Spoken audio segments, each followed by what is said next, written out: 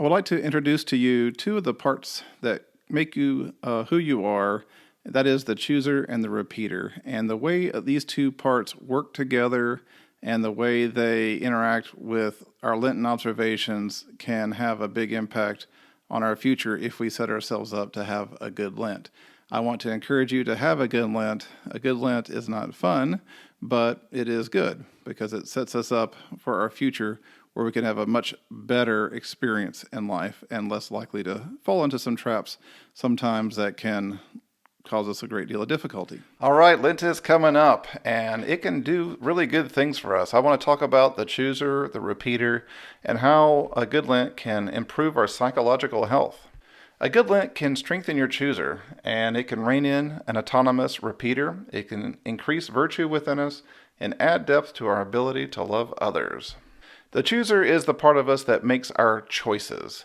Do we want to do what we believe is good, or maybe we want to go do something that we know is not good, but is still something that we want to do? The chooser is responsible for making those choices. The repeater is a part of us that performs repetitive tasks, and it doesn't really cause us to think much about it.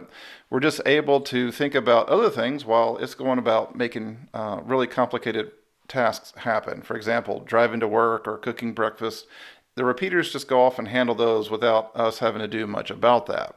So the repeaters, they don't keep track, they don't create memories of what they do. So for example, you can drive to work and you may have no memory of that drive if nothing unusual happens on the trip. Now that's really a good thing because we want our brains to be used sparingly. So we don't need a whole bunch of copies of the same exact memory. And so having the repeaters not keep track is a very helpful thing. Now the repeaters, they can be directed or autonomous. A directed repeater is something that is directed by the chooser. So the chooser tells the repeater to go do something and the directed repeater will go do it. An autonomous repeater, however, that will perform tasks based on the short-term gratification. So if it's not directed, it kind of just fires off on its own and goes about achieving some sort of benefit. So an autonomous repeater, that's the source of addiction and other undesirable characteristics that can happen in a person. Lenten observations, such as foregoing treats, that really does strengthen the chooser. And there could be a whole lot of circumstances during Lent where you have to choose between adhering to your Lenten observation and choosing to enjoy the treat. So every time you kind of choose to go without the treat or whatever the thing is that you're avoiding, that strengthens your chooser, makes it stronger, and that's a good thing. A chooser that overrides an autonomous repeater, that it does that whenever it tells the repeater no, when it starts launching off to go reach for a treat, for example.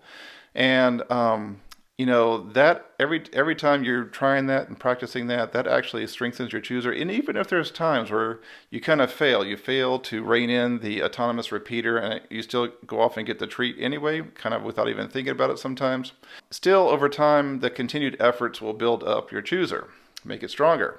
One of the things that's really cool about Lent is it's 6 weeks, and that's almost just the perfect time because autonomous repeaters need about 3 weeks to stop automatically launching off on these undesirable patterns if you have some undesirable patterns. And then you need about another 3 weeks to replace the old autonomous repeater with a healthier directed repeater. Now, if you add spiritual practices to your routine during Lent, that also strengthens your chooser because instead of doing something that produces little fruit, maybe you're scrolling or whatever it is that's kind of not great for you, you can spend time to develop your sense of right and wrong, and that will also develop virtue. Now, for example, the Stations of the Cross, those are Friday evenings there at All Saints. Jesus gives us a powerful and meaningful example of choosing to love. And Jesus says, he does not really desire to go off and do his passion and death. It's not like something he wants to do because it's not going to be fun for him. But he chooses to do it anyway. And he does it out of love for us. And so that's an example for us to follow. A strong and virtuous chooser can do things for the benefit of others, even though that will come at a price for the self. The self has to kind of sometimes suffer when it's doing something for others.